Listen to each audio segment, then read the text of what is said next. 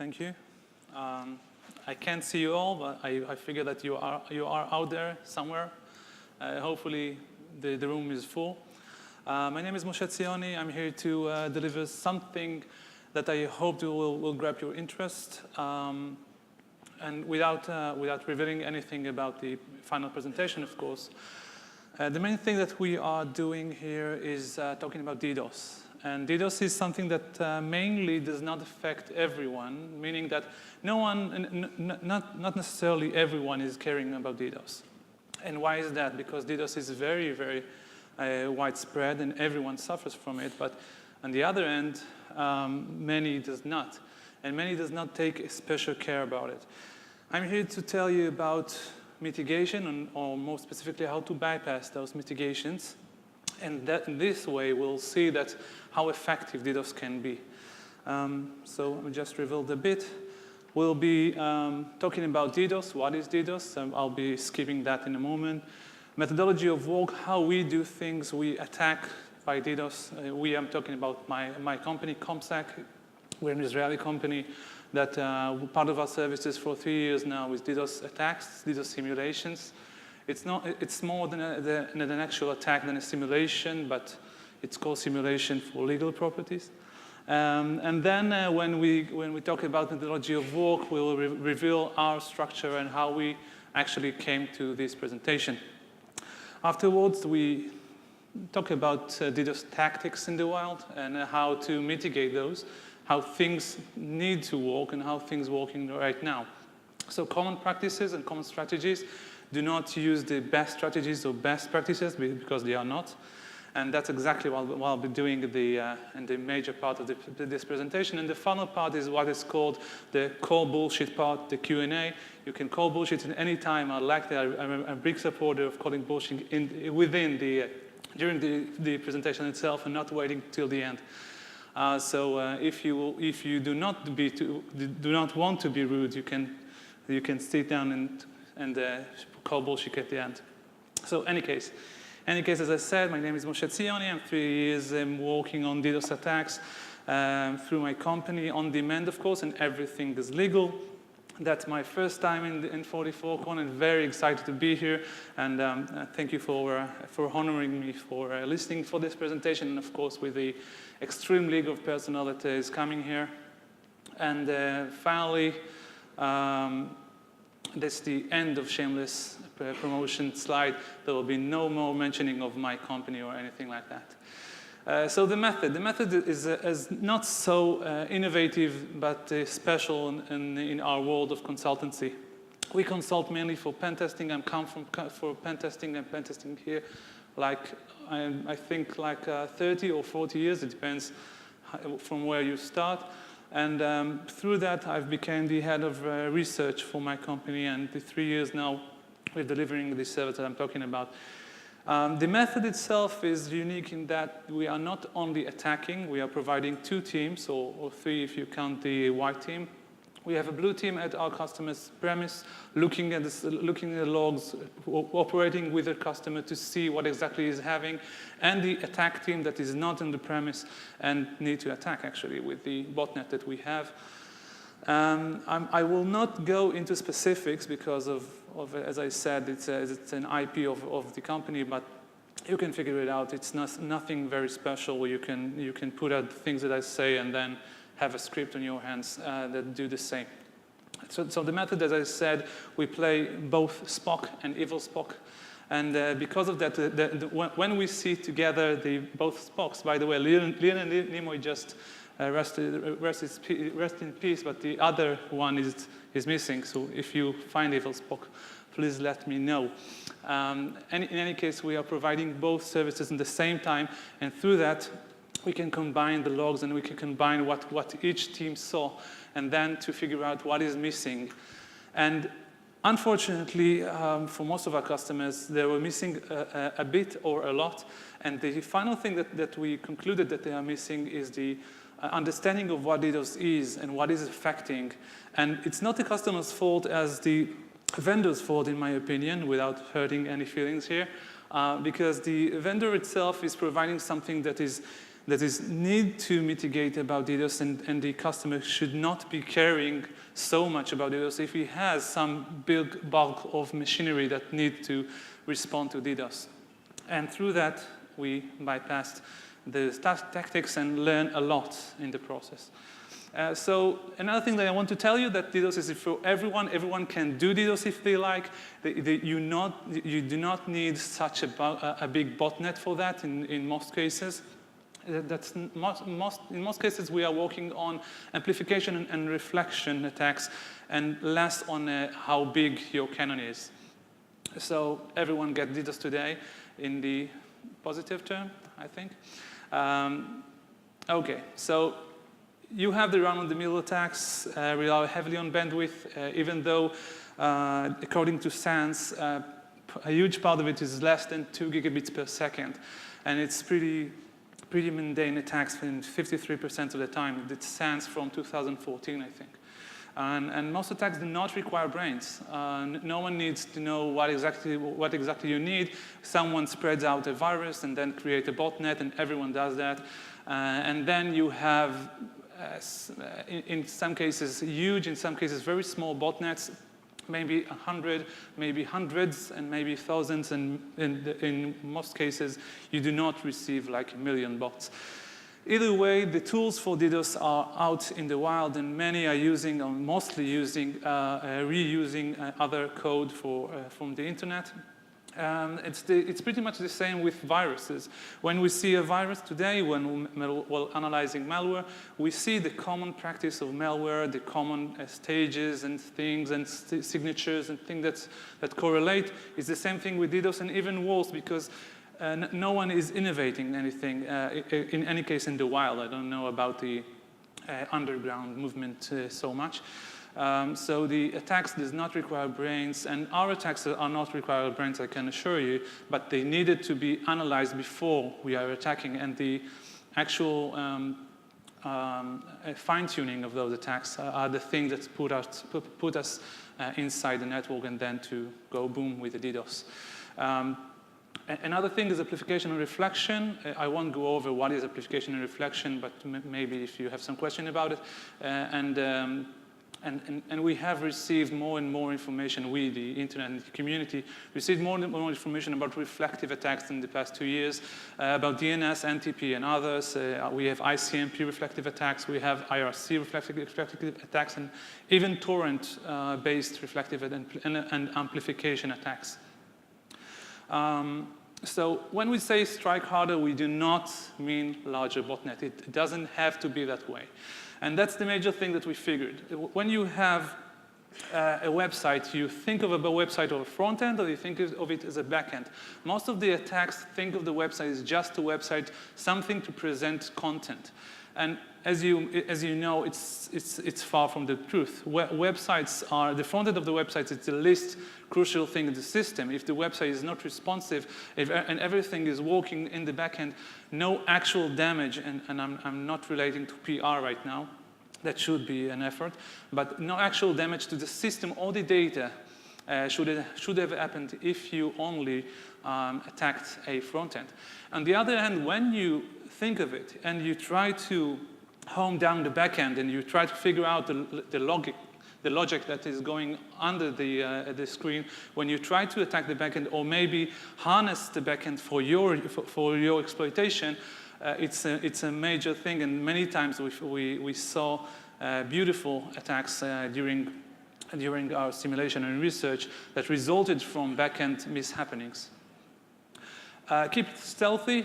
It's more than a rule of thumb, because when we're talking, and again, the equivalent for a virus, you have antiviruses, and we all know how antiviruses are effective on these cases. And signatures and antiviruses is very similar to signatures that we find in WAFs, IPS, and yes, in DDoS mitigation boxes.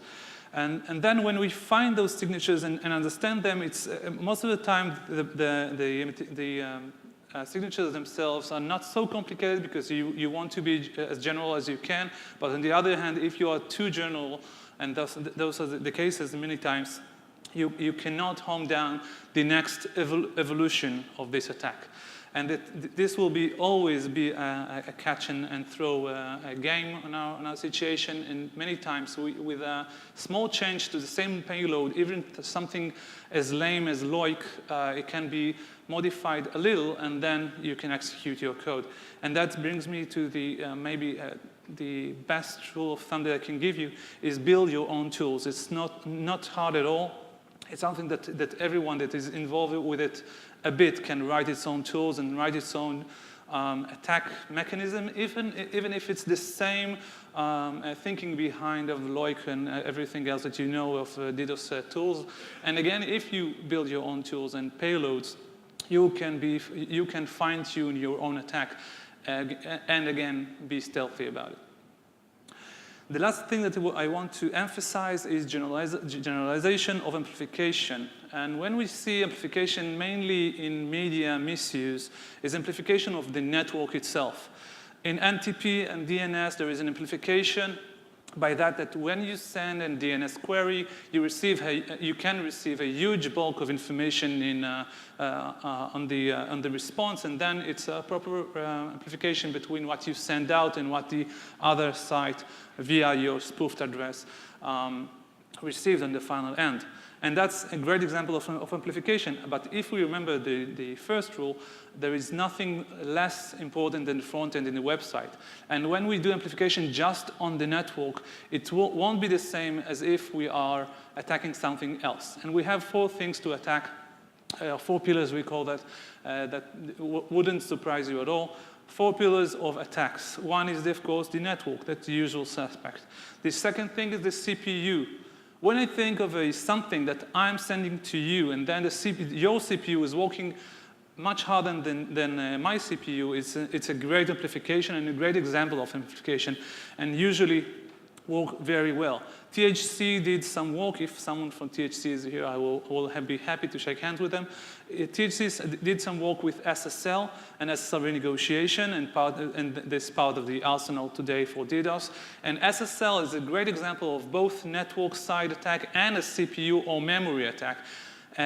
During the calculations, that has been done with some kind of research from their side, they received up to 24 times the amplification, or on the standard side, is 16 times more than the client CPU that is working from the CPU that is working on the server side. Meaning that every payload, every connection that I'm making with SSL is making the server work much more harder than myself. And think of it in terms of DDoS, that can be pretty devastating. So that's CPU. We have memory, that again, memory, we are talking about non-volatile memory that can be consumed and can be exhausted in no time, in many times. And storage, of course.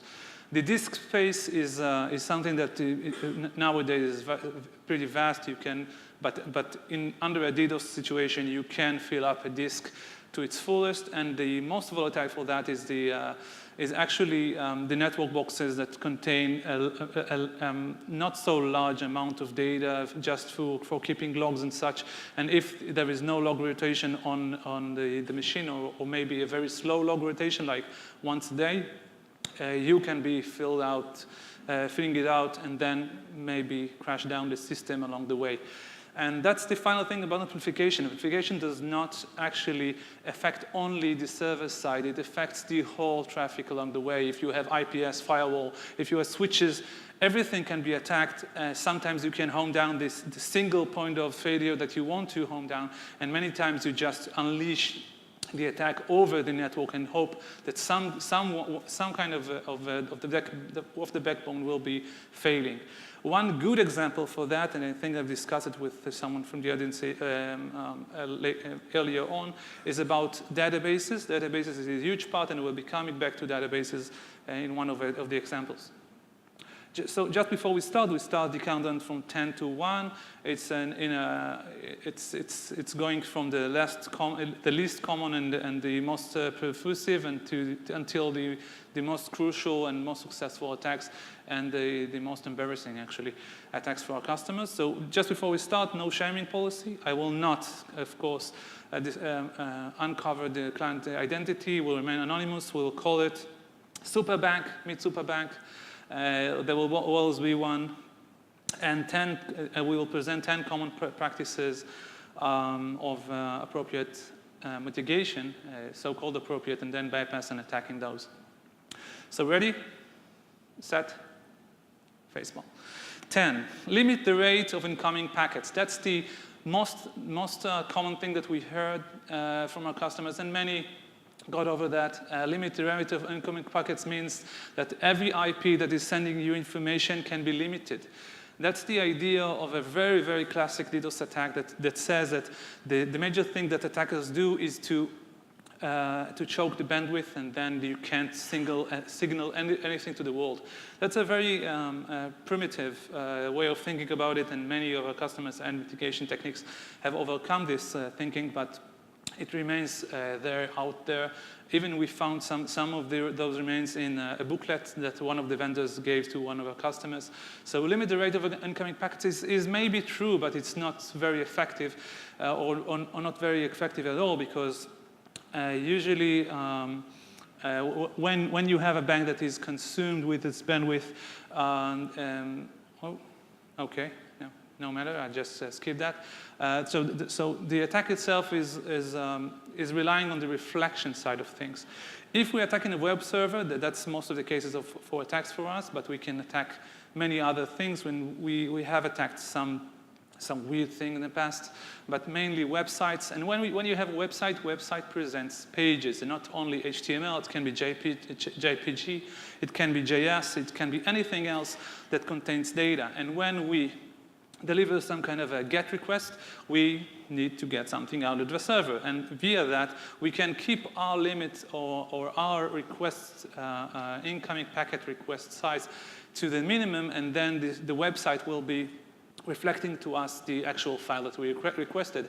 That's the only thing that you need to know about this attack and this bypass of the mitigation.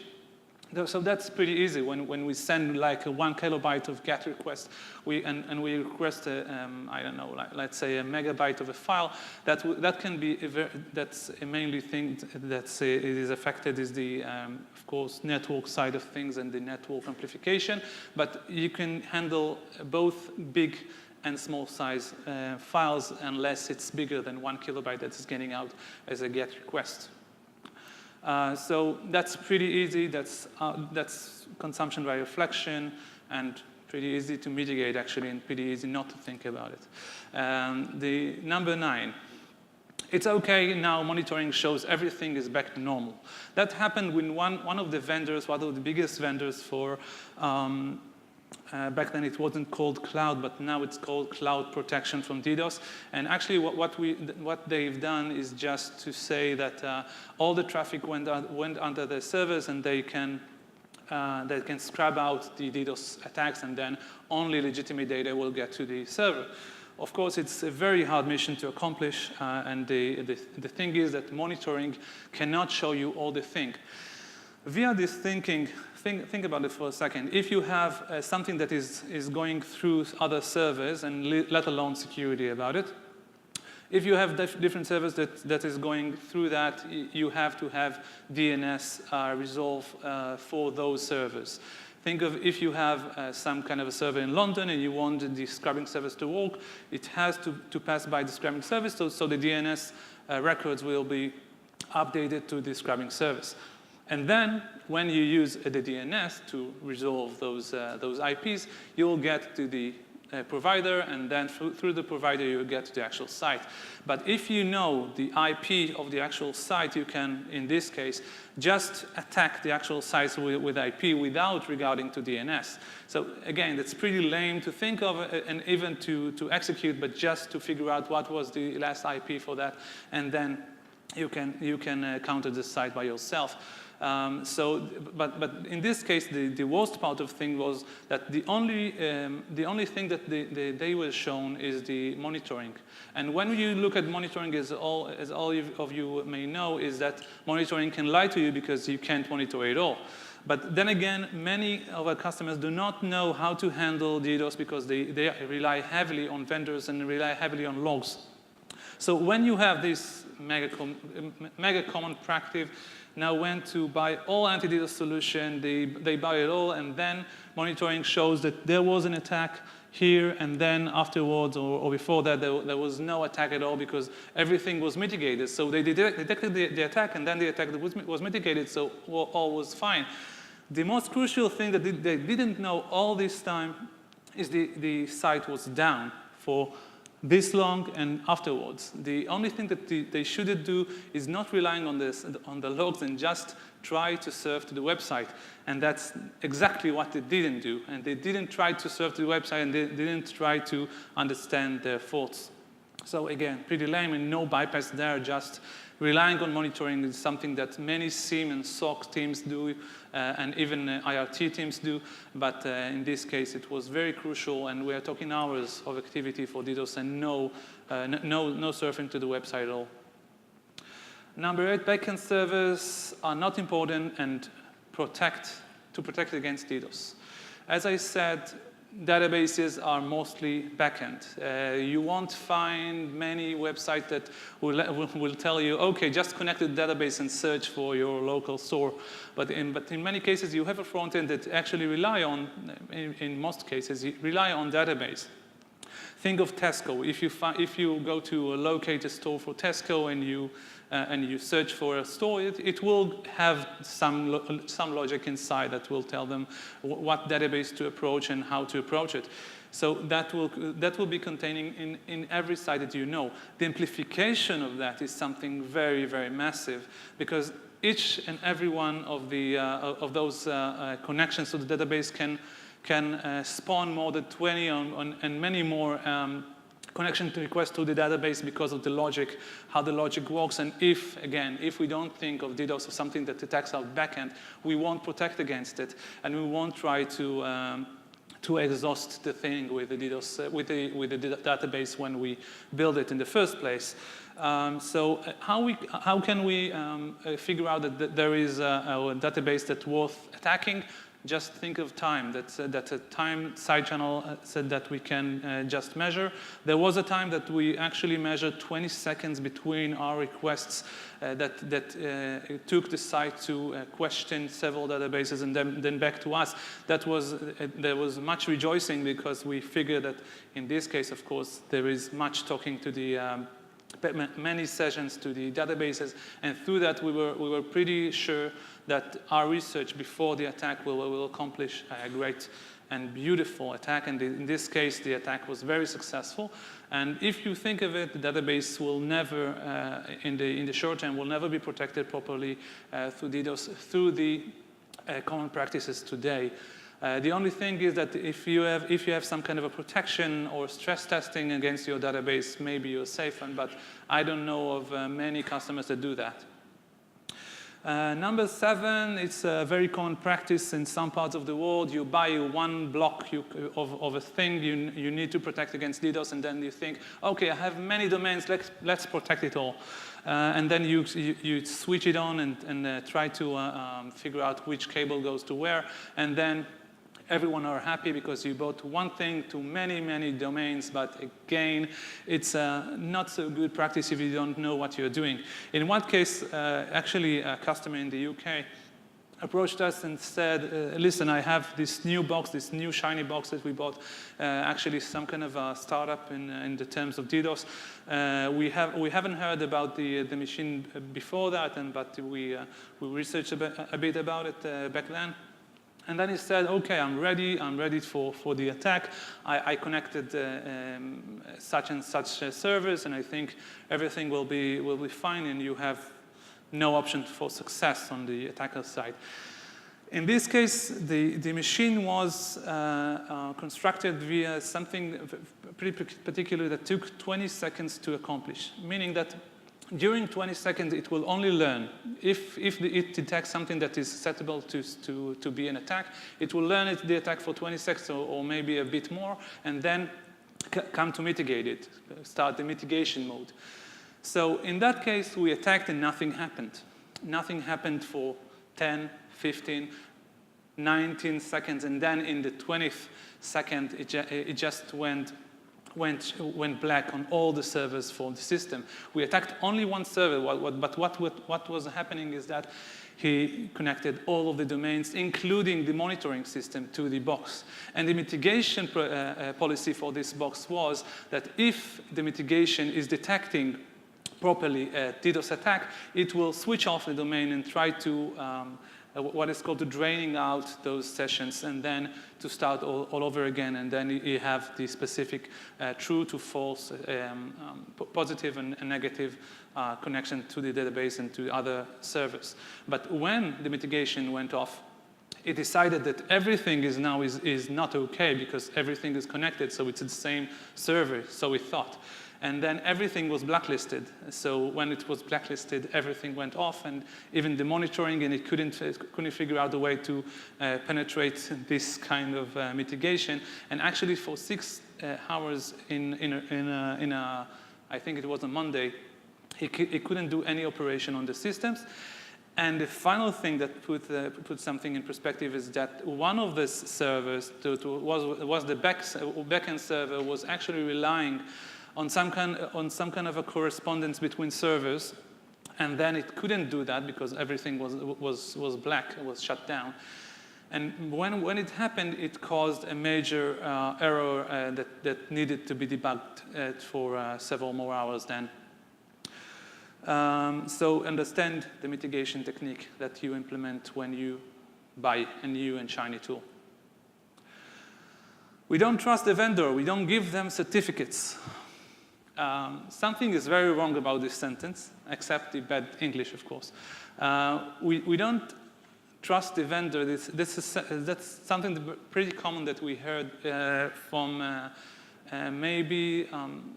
many companies that relied on cloud services. The problem with cloud services, in against to on-premise services, is that you have to provide them with an SSL certificate in order to open up, in order to decrypt and encrypt or encapsulate the SSL traffic. Without that, they can't see the actual traffic and then cannot mitigate it. So when you don't trust the vendor, you don't give them the certificates in the first place, you can't see anything. And you are not the only one that can't see anything. The vendor can't see anything. So that's, of course, a very problematic approach, and that is very easy to attack. And as I said, SSL is one great thing to do when you want to amplify your attack on both CPU, memory, and network on the same time. And maybe, just maybe, even though it's not mentioned, the storage itself will maybe log your correspondence, and then you have a 4-pillar attack in one attack. The only problem that I haven't mentioned is the sentence itself. If you don't trust the vendor, don't work with them. It's that simple. If you don't trust your vendor, if you don't trust of them to mitigate your attacks or to taking care of some kind of security, you are not trusting them, don't use them. You have to trust something that you use. That's something that is pretty easy for this audience to understand, of course. Number 5 is we need big data. Collect all the logs. Big data is a very common mistake nowadays. Maybe you heard about it. So big data is something pretty funny because everyone thinks that they know what big data is, and big data means big data, means that you need to collect all the logs. So first, it's not what it meant. Big data is something completely different, as you may know, but the other thing is collect all the logs. If I collect all the logs, I have to be sure that I can collect them and I can store them, and maybe, just maybe, I will be, in this case, and you actually should know that because you have heard the presentation and you have brains. So if you have a storage room and you want to, and it can be filled in a short time maybe with a DDoS attack, pretty soon you will be shouting silo needed. And if silo needed, you should take care of the result of that, and you want to maybe put something down, so like kind of monitoring, and maybe do not collect all the logs unless you have to collect all the logs. So that's just was fun. And in one case we had in this super bank, of course. We had a case that the bank was on a holiday. Holiday means that the bank doesn't working, but the crowd was massive. The amount of session was very massive, and we did the attack overnight. as most of the attacks that we do, because we want to give some kind of off-peak hours, but in this case it was a holiday, so it wasn't an off-peak hour. And it has something that he thought that will be in use, that the IPS will collect all the logs that it can have, and there was 24/7 around-the-clock reading of those logs by a human being that can read it and then to know how to mitigate the attack that is occurring. In this case, he was in place and he knew that we are attacking. The only problem is that he couldn't figure out a way to log into the system because the log was flooded and actually flooded the device. It was an IPS without mentioning the vendor because it's not its fault, of course. And the IPS was so filled with data so no one can log in, not via web or via telnet or in this case SSH. So he couldn't just log into the system and then to see what is happening inside. He needed to go to the server room, which is another geographical place, and just reset the machine itself by hand. And it took some time for the bank, and it was pretty amazing to see. So in case of the IPS, you wouldn't think of the IPS as something that will cause you in a DDoS, but in many cases, as I mentioned before, the network devices are those that are most susceptible because they have a short, many times they have short space, pretty small space for storage, and the CPU is not that hard unless it's a CPU that is dedicated for something like the SSL accelerators and stuff. So network devices are best for those attacks and many times are not part of the chain that is controlled by some kind of a DDoS mitigation unless the DDoS mitigation is in the first place of line of attack or defense. Okay, so number 4 has happened several times. And one time it happened, I think last time it happened for us, it was with a client in Australia that just bought a new and shiny on-demand scrubbing service. The on-demand scrubbing service is something pretty peculiar because when you think of a scrubbing service, you think of it as something that is working around the clock. But an on-demand scrubbing service gives you the opportunity or flexibility to operate it anytime you like. If you are under attack, it can be switched on and switched off. Their premise is that you can switch it on all the time. But if you want the flexibility, they can support that and will give you the opportunity to just switch it on with a flick of a button, and then you have an on-demand scrubbing service, which is a great opportunity for you just to spend some more money. So an on-demand scrubbing service sounds fine. The only problem is that, as I said before, if you don't know what a tactic is and if you don't know how the system works, you should never have used it in the first place. And in this case, it was devastating because okay. I think that I'm missing a word here, so I'll take it by heart. All you have to do is they have an attack. The attack was pretty much of non-success, the first attack that we had on this customer, because it went well. There was much of a slowness on the website, but still possible to interact with, and everyone could log on to their bank account. But then he thinks, oh, I have some kind of a DDoS attack right now, and I want to mitigate it because maybe in 10 seconds or maybe in an hour from now, it will be amplified in some way, and then I can't handle it. So I know I can flick on the on-demand scrubbing service. Great. Not so much, because the on-demand scrubbing service in this case did something very similar to signature-based or mitigation that we encountered in the UK. At that time. It learned the traffic first and then mitigated it. But it did it in a somewhat unfashionable way because the 20 seconds, in this case it was several minutes. In the several minutes that it was operating, it learned the traffic and considered it white. All the traffic that it received, and I just, a quick reminder, it was under attack at the time, all the traffic that it received got a white label. So when the mitigation kicked in, the white label couldn't help them and actually amplified the attack itself because the correspondence with the scrubbing service caused some amplification that eventually brought down the site and 2 other servers as well at the same time. So in this case, the on-demand scrubbing service maybe was great in the first place, but not of the term of use that they was presented with. On top of that, the nice Australian that we've worked with just called the scrubbing service support and woke someone out of his bed with his PJs or something, and then he didn't know what to do about it, and woke another manager on the floor, and things got down a bit hectic, and the final solution from the vendor was, next time you can buy from us an integration services that we can provide with and then customize the effect for your system. It was a big no from our customer to the vendor, but in any case. Okay, we move on to some CDN stuff. CDN is a great thing, and I'm not joking here. A CDN is a great thing when you think about DDoS. What CDN does is content distribution network, of course, is just delivering your stuff around the world, and then you actually have some kind of you spread your net, and then you have you can overload the system, but you can't overload it all, right? But then again, you have maybe in several cases you have some kind of attack that you imply on yourself. In this case, you have a CDN that is not dynamic. Most of the CDNs are not dynamic, meaning that they do not query the site all the time, and they can figure out what all the parameters that can be given, because it's not a final solution set. Everyone can give a search, another search term. Everyone can give another option, and it's not something that is a final set of solutions for the problem or for the query from the database, let's say. So most of CDNs are not dynamic.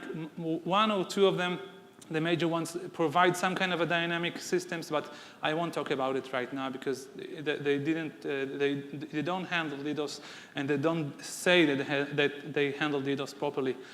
So in the case of not dynamic CDN, it's okay, and of course, as I said, it's a pretty good idea actually.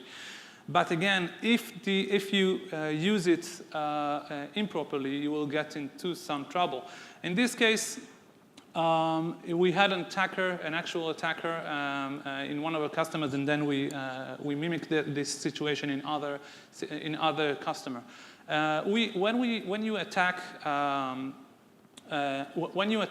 a CDN, you have a problem. As I said, you can't handle, let's say, in the UK alone, you have more than 1,000 or 2,000 servers for a single CDN. And then you can't bring down 2,000 CDNs or servers that is spreading out. And of course, if we think of a DDoS that is spreading out from around the world, you can't home down just single server. Usually, you want to home down all the servers once because you don't want the site to be active from anywhere in the world. So in this case, the only thing that is working with a non-dynamic thing is the cache.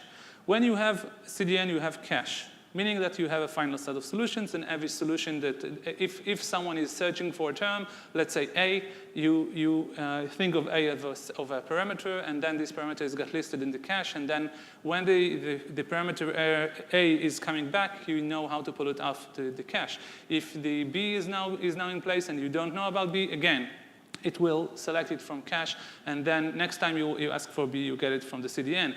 But if you deliver some other parameter each time, it will have to ask the origin its meaning, because it doesn't have this kind of information. And you can utilize that. You can exploit this kind of behavior just for this cause. If you are looking at an attacker and just asking the cache servers, and yeah, the CDN, you're just asking for other parameters and randomized parameters, and it's not configured properly to not against a dynamic website. So you will have actually a DDoS botnet utilizing the CDN.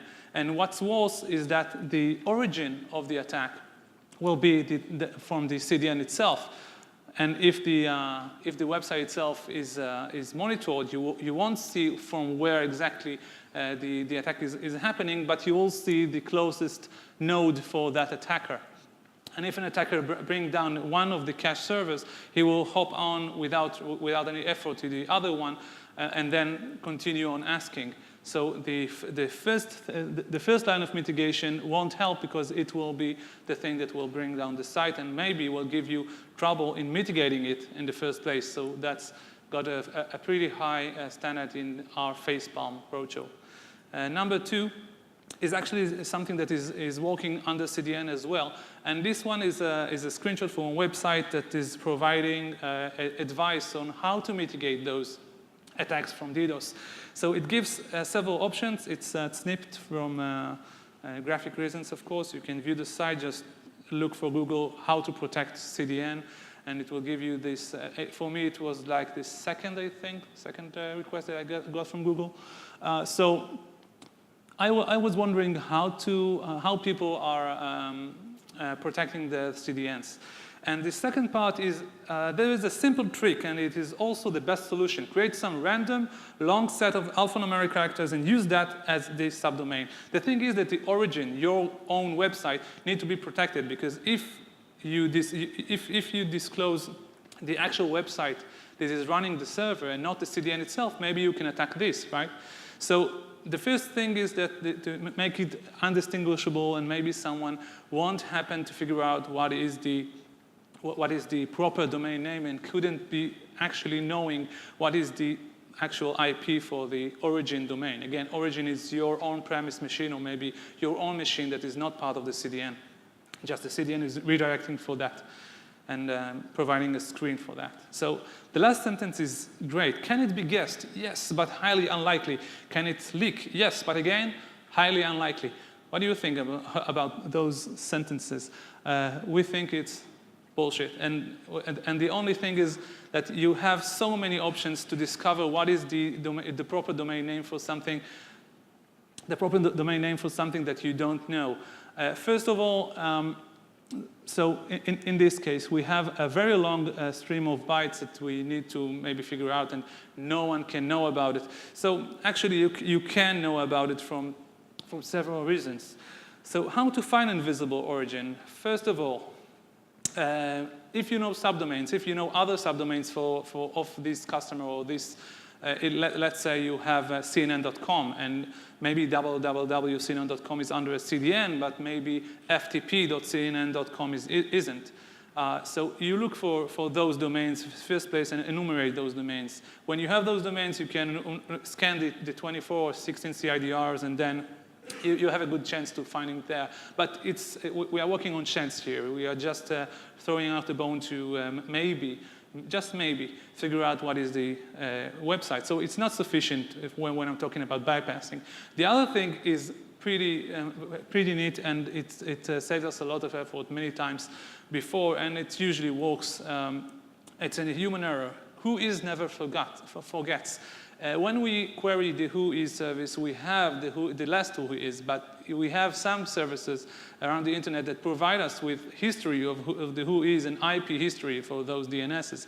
So the first thing that our customers do when they have a big bone of CDN service just waiting for the origin to pop out is that before the CDN was up, because that's a proper evolution of a website, you just bring out the website, and then you have so much requests, so you need a CDN, and then you upgrade to a CDN, and you forget all about the last IP that you've been on. But the internet never forgets. And through that, we've just checked. You have, for example, viewdns.info, and we use that in this case, and we just have a screenshot from a malware-infested site named bing.com, if you know about it. So in this case, so this bing.com have a who is history, but of course we haven't tested Microsoft without their permission. But in our customer's case, we have the same IP history. And if the last, or maybe the two last histories was from the CDN itself, the one before that will be the original origin IP that they have used. And we have some pretty funny stories about that, because in most cases, we just find out the IP that actually the origin resides on, and the IP cannot be protected properly because no one is doing ACL on that.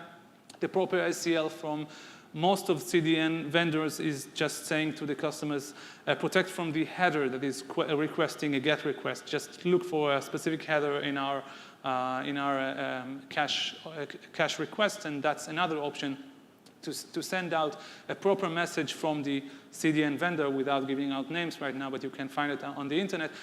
Look for the CDN vendor, look how he used to send out a GET request to the website through the cache service to the origin, and then you can get the the identifier that they use, and then maybe query the IPs that you found in the first place. But if you have those, you can attack the last IP. And so we have several cases that last IP was very useful. And in one case, it was pretty peculiar because we actually attacked the last IP, but the origin wasn't there. We thought the origin was there.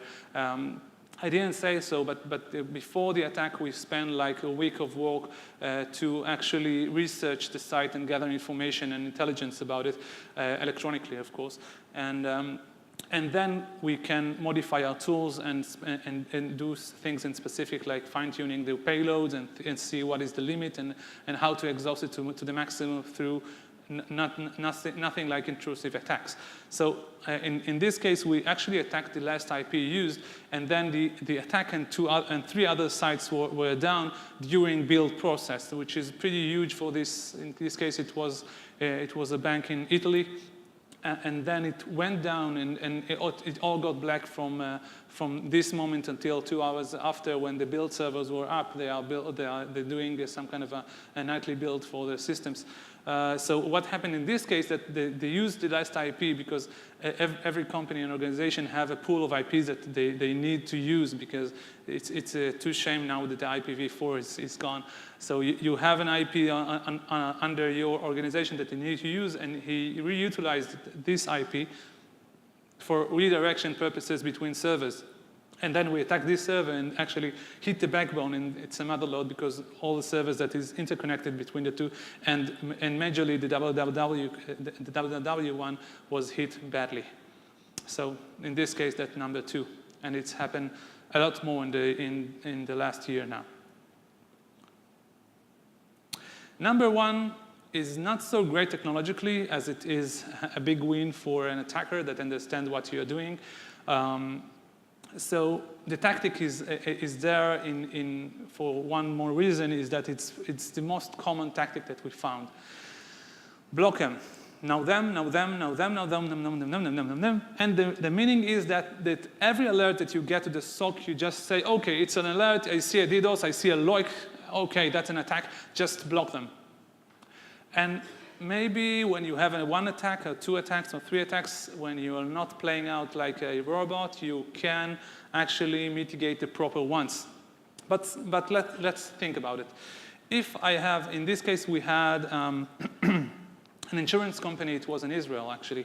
And actually, Israel is pretty small in terms of IPs, but let's take UK, for example. In the UK, you have 119 million addresses, IP addresses that can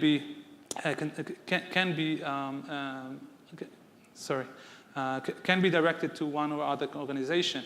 And you have this pool. And in this pool, let's break it down like 1,800 Class B ranges. Why I'm mentioning that is that in this case, in Israel, we have like 2 million, just for comparison. And when you have this insurance company, they had all the stuff, all the staff on the floor, waiting for us to attack and then respond with an let's block them. And now it gave us pretty much the headache, because it's not, let's say, fair if you know that someone is going to attack you and then you mitigate it by hand, and they did it very horribly. And then we decided to play some fun on this. And actually, every attacker can figure it out, because we figured out that they are blocking us. We attacked from some subset that we have around the world, and then saw that from one machine that was blocked, the other group of Class B was blocked as well. So, excuse me.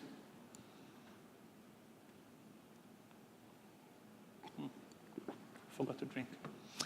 So the other Class B was blocked as well. So it's a pretty easy deduction, right? And then when we have this in mind, and we know that they are waiting for us, and then they actually automate it. Think of it as a monkey blocking every single incoming alert. And then it will take us in the UK like 15 minutes in comparison to this attack to self-inflicted DDoS, because they actually covered all the UK, in this case Israel. They covered all the Israeli traffic from getting into their site, and they have like 98% of customers from Israel. So it's pretty self-inflicted DDoS. We just invented a term that I don't think that someone is using. So don't use that. So like in the UK, in comparison, it will take us 15 minutes. In Israel, it will take us it took us like 1 minute to 2. It depends who you ask. And in this case, it's number 1 because it was hilarious and all of us got a great laugh. Maybe 1 or 2 doesn't. So misconceptions that we went through is that there is no magic pill. You can't just buy something out and then use it and everything will be okay. DDoS is a subset of DOS, not the other way around. It's important to know this because DOS is much more effective if someone have an exploit for your site, or even slow loris, which is kind of DOS more than a DDoS, of course, but is used via DDoS as well. DOS is much more massive, and one single point of failure will get you down. And DDoS mitigation does not pretend to defend against DOS, just against DDoS. It has its shots, but nothing in particular. And you can have toys and money in the world. Best mitigation: don't do drugs. Don't use your mind in order to mitigate, not just to think of it as of a play for something like combining some stuff and toys, and then you get mitigation. And DDoS is easy. Try before you buy. If you have a DDoS machine and you want to protect against it, put it on a test, put it on a stress testing. It's just play it around. It's pretty easy. You have stress testing tools that can help you as much as DDoS tests itself. And the last part is, if you won't do that, you can be evaluated for this presentation in the future. That's a promise, not a threat. I think that's it. Any kind of question or calling bullshit? Is the time. Thank you.